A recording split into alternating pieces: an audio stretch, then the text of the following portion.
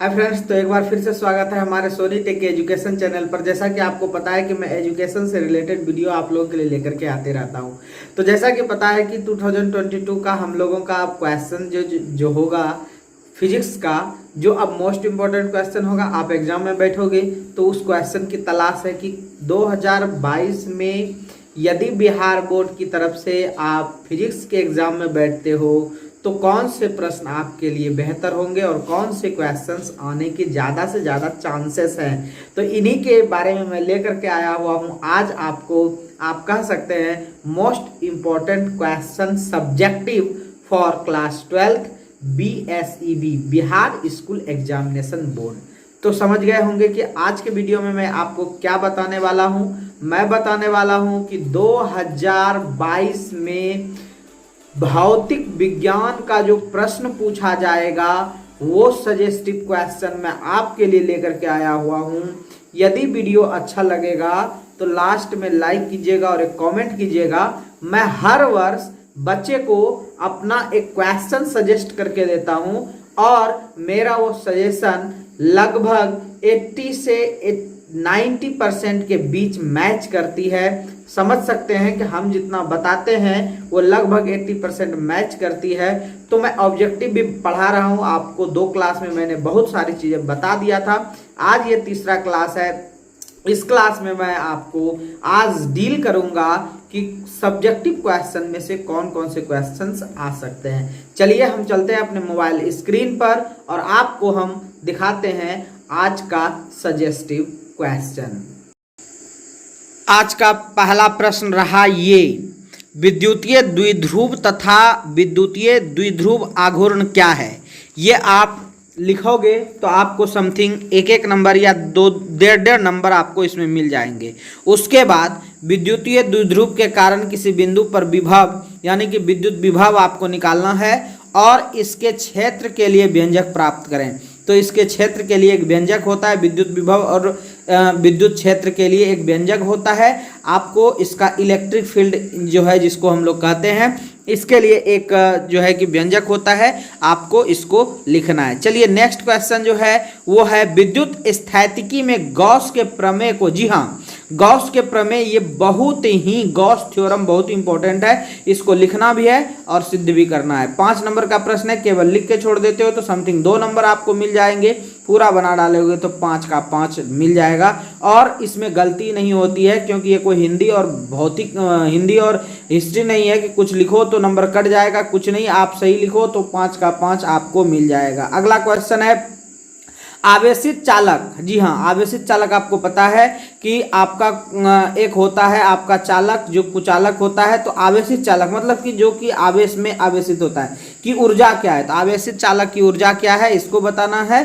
इसके बारे में हम जो है कि पहले पढ़ चुके हैं, तो हम इस वीडियो में केवल क्वेश्चन करने वाले हैं। आवेशित चालक की ऊर्जा के लिए व्यंजक प्राप्त करें। ठीक है, चलिए नेक्स्ट क्वेश्चन की तरफ चलते हैं। संधारित्रों के समूहीकरण। जी हाँ, आपको पता है कि संधारित्र का 2 चीज होता है। एक इसका समूहीकरण होता है जिसमें कि एक श्रेणी क्रम में होता है और एक समांतर क्रम में होता है। तो इसको जो है 3 संधारित्र को कैसे हम लोग श्रेणी क्रम और समांतर क्रम में जोड़ते हैं, इसका समतुल्य धारिता का व्यंजक क्या होता है, इसके बारे में हम लोग बात करेंगे।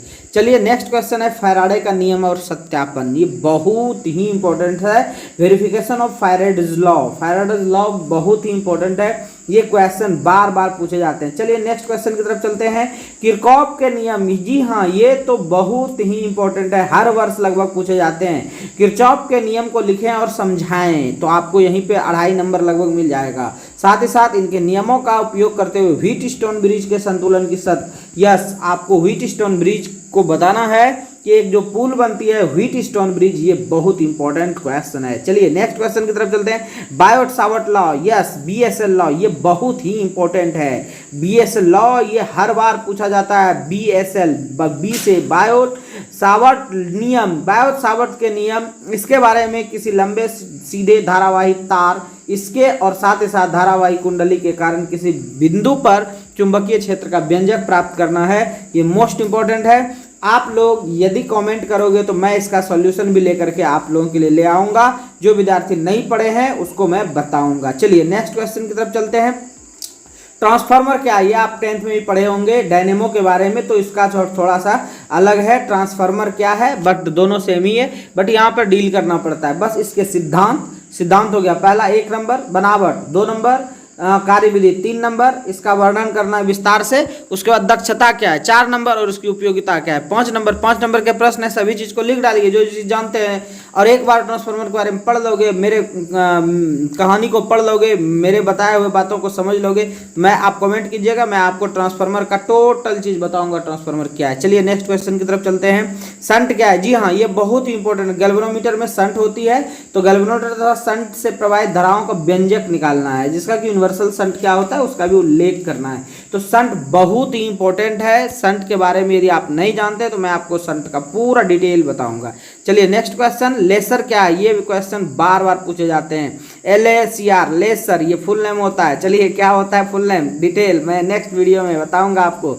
इसके आधारभूत सिद्धांत को भी लिखना है, साथ ही साथ लेसर यानी कि रूबी लेसर का वर्णन करना है, लेसर के मुख्य उपयोग को भी लिखना है, कुछ मुख्य प्रकार के लेसर का नाम भी लिखना है। चलिए नेक्स्ट हम बात कर लेते हैं, किस प्रकार नैंड द्वार तथा नॉर द्वार बनते हैं। आपको गेट पूरा कंप्लीट कर लेना है, नैंड गेट, नॉर गेट, और गेट, एंड गेट, ये पूरा कंप्लीट कर लेना है आपको। 5 का 5 गेट कंप्लीट रखना है, साथ ही साथ इसका जो ट्रुथ टेबल होता है, सत्यता सारणी, उसे भी याद रखना है। जी हाँ, चलिए नेक्स्ट आपको प्रमाणित करना है μ2 by v is equal to μ1 by u is equal to μ2 minus μ1 by r।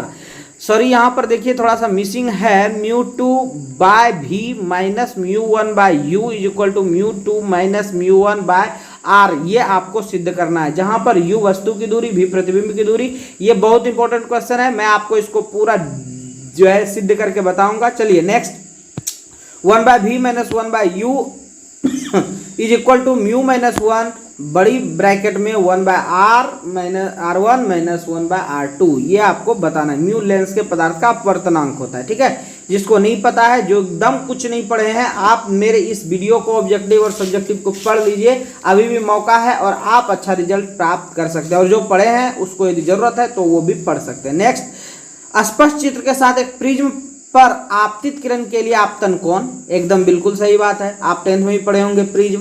तो प्रिज्म में जब आपतित किरण होती है तो आपतन कोण कौन सा होता है वो बताना है, विचलन कौन सा होता है वो बताना है, निर्गमन कोण कौन सा होता है वो बताना है, प्रिज्म के ईप तथा प्रिज्म के कोण ए से संबंध स्थापित करना है।